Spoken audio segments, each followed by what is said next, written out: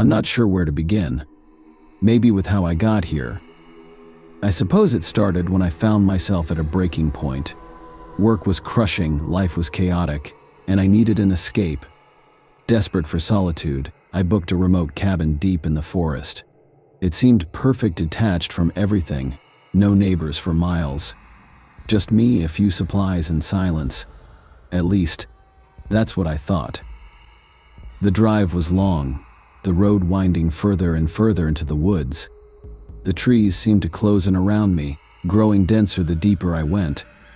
After hours of driving, I finally reached the turnoff that led to the cabin. The path was overgrown and narrow, barely wide enough for my car. As I drove through, branches scraped along the sides of the vehicle, like fingers clawing at me. I told myself it was nothing, just nature. The cabin itself was smaller than I imagined. Old, too, like it hadn't been maintained in years. The wood was weathered, the windows cloudy with dust, but inside it was quiet, and that was what I needed most. It started that first night. The moment darkness fell, the forest around the cabin seemed to change. The chirping of crickets, the rustling of leaves, all the normal sounds of nature stopped. The quiet became thick, oppressive, like the world was holding its breath. I tried to shake it off, convincing myself I was being paranoid. But then, the footsteps started. At first, they were faint, almost imperceptible soft crunching sounds outside, like someone or something was walking through the woods. I pressed my ear to the window, peering out, but I couldn't see anything beyond the thick blackness. Every time I thought I could make out a shape, it dissolved into the night. The next morning, I found footprints in the dirt outside. They weren't mine. These were larger, heavier, human-like, but wrong somehow, too long, too wide.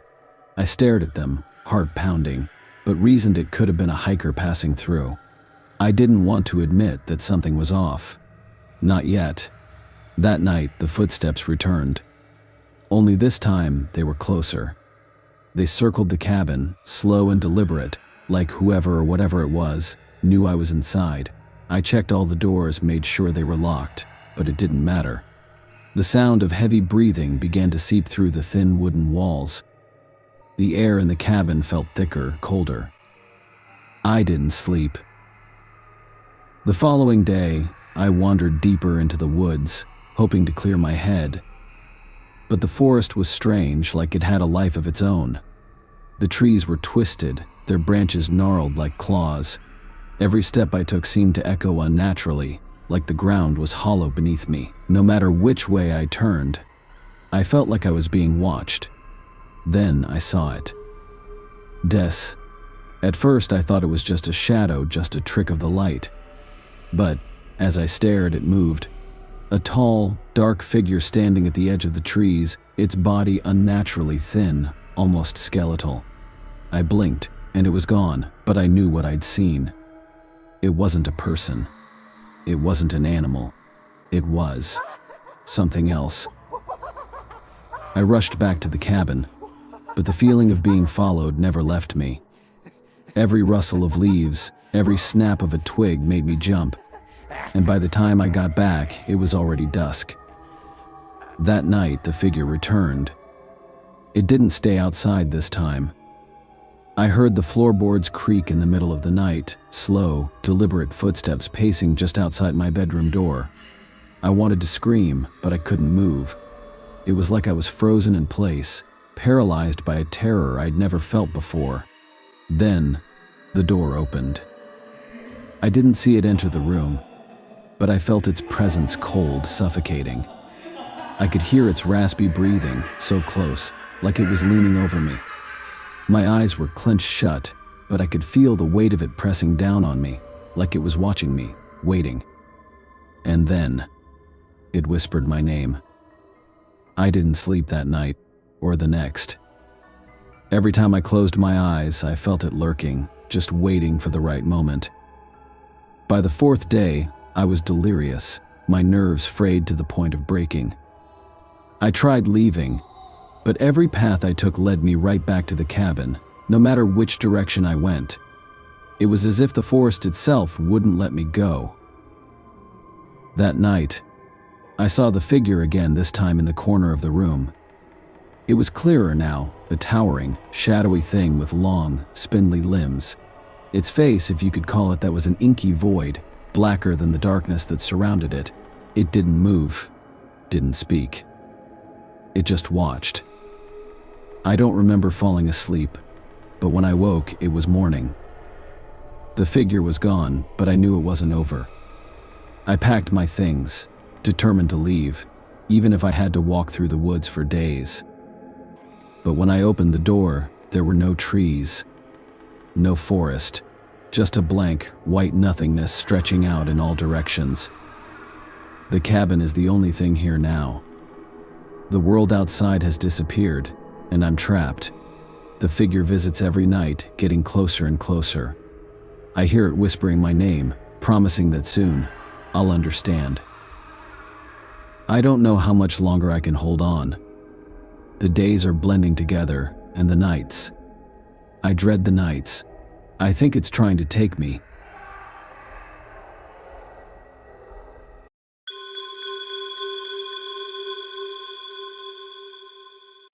The forest stretched endlessly before me, an ocean of green with waves of trees bending to the will of the wind.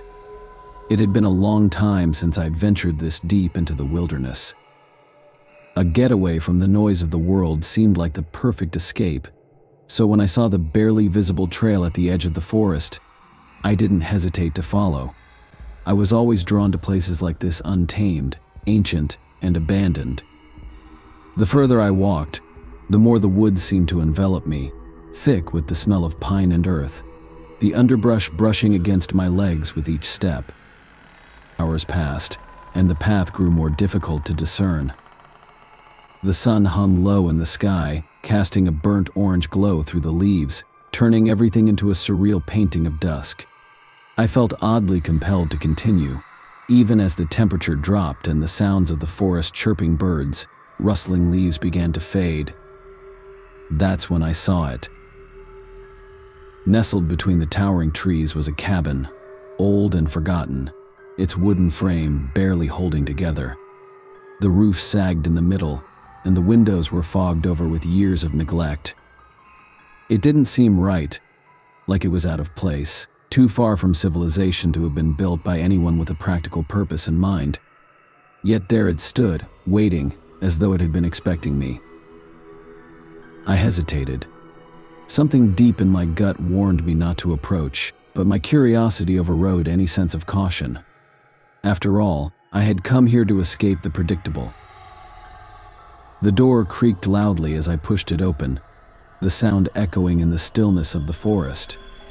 Inside, the air was stale, thick with the scent of mildew and rot. Dust hung in the air like a fog, illuminated by the dim shafts of fading sunlight that slipped through the gaps in the walls. There was no furniture, only an old stone fireplace in the far corner, cold and lifeless.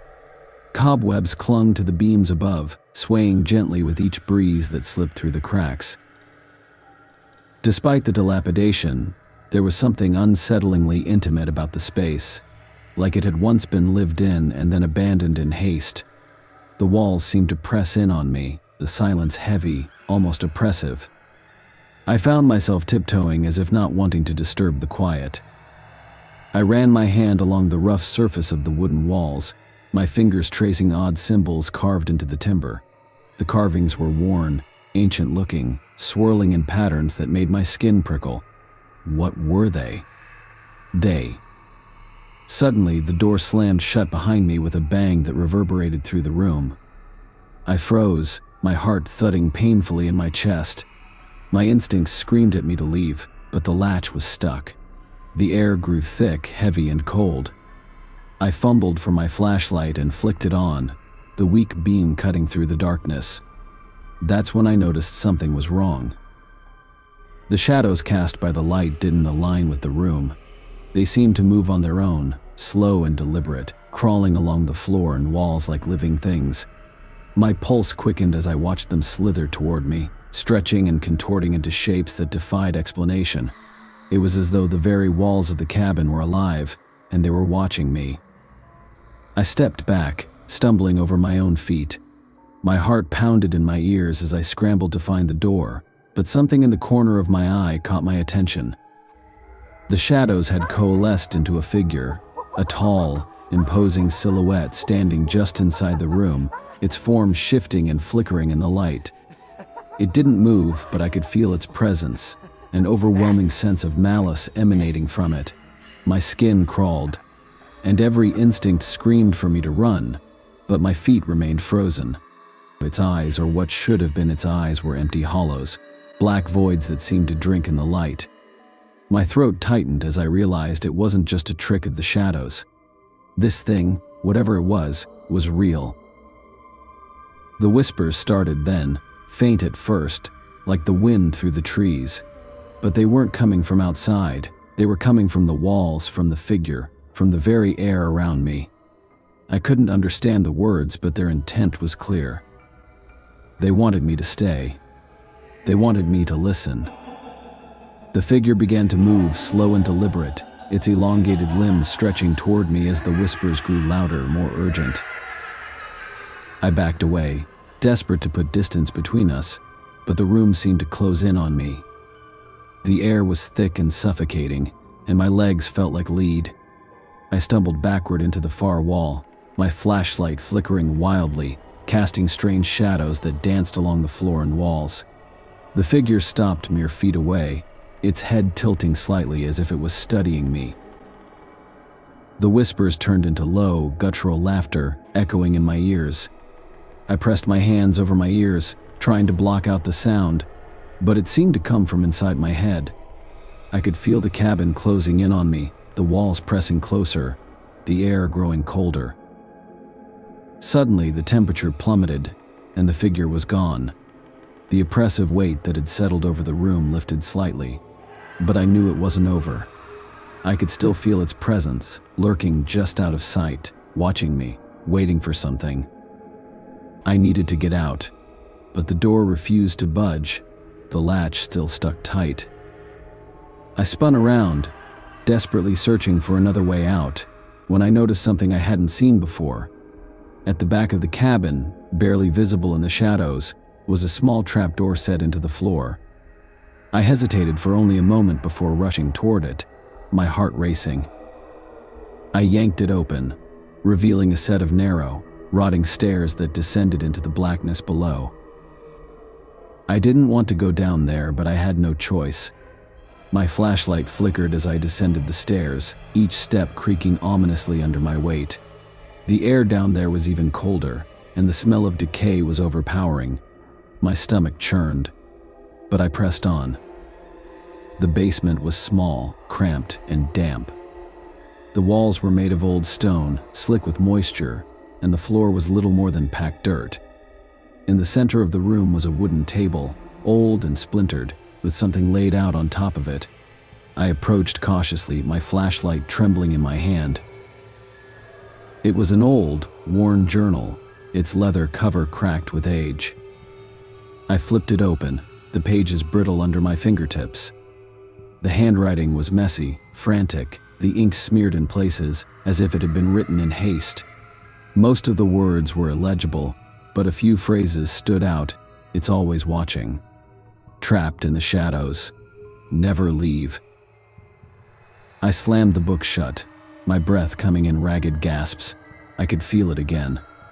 The presence. It was stronger down here, almost suffocating. The shadows on the walls began to writhe, pulling away from the stone and creeping toward me. I backed up slowly, my heart hammering in my chest.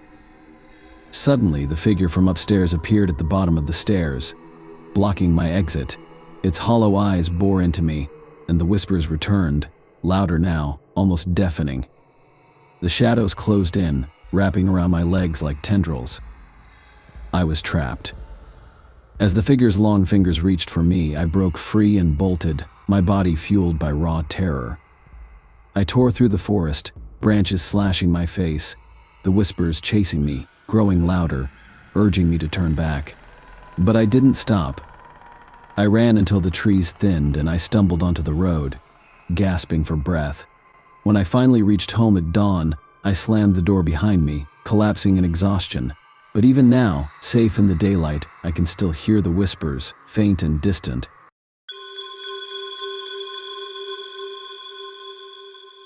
It started as any normal hike would. The sun was warm on my back, the air crisp, and the trail stretched ahead, weaving its way through the dense forest. I had set out early, hoping to make it to the summit by dusk and set up camp under the stars. I relished the solitude, the feeling of being alone, surrounded by nothing but the towering trees and the occasional rustling of animals in the underbrush. There was something therapeutic about it, being so far removed from the noise and chaos of everyday life. The trail was mostly unmarked, a little used path that twisted deeper into the woods, far from the popular routes. I had been walking for hours when I noticed it, tucked away off the beaten track, dark, worn, and half hidden by the thick canopy above. I paused, my curiosity piqued. There hadn't been any mention of a cabin in the guidebooks or maps I'd studied.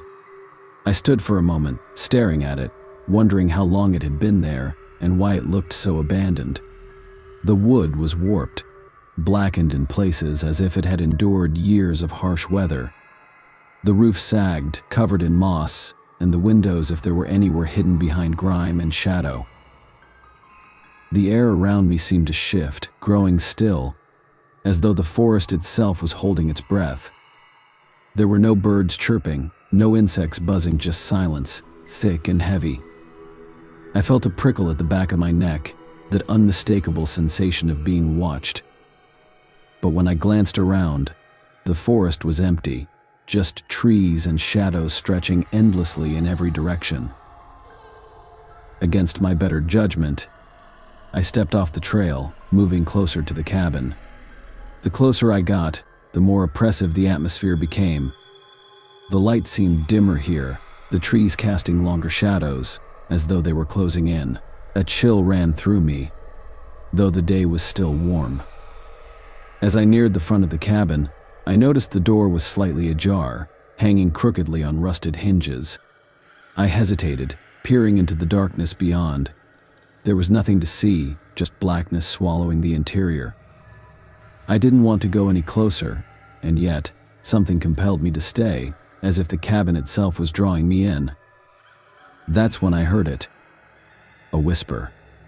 Soft, barely audible at first, like the sound of wind through leaves. But there was no breeze, the air was unnervingly still. I strained my ears, trying to make out the words, but they were too faint, too fragmented, just a low murmur, like distant voices speaking in hushed tones. My heart quickened. I looked around again, expecting to see someone, anyone, but the forest remained empty. The whispers grew louder. I took a step back, my skin prickling with unease. The voices, they weren't coming from the forest. They were coming from inside the cabin. The door creaked, shifting slightly, as if something had moved behind it. I swallowed hard, my pulse pounding in my ears. I wasn't alone out here. Suddenly, a loud thud echoed from inside the cabin, followed by a scraping sound, like something heavy being dragged across the floor.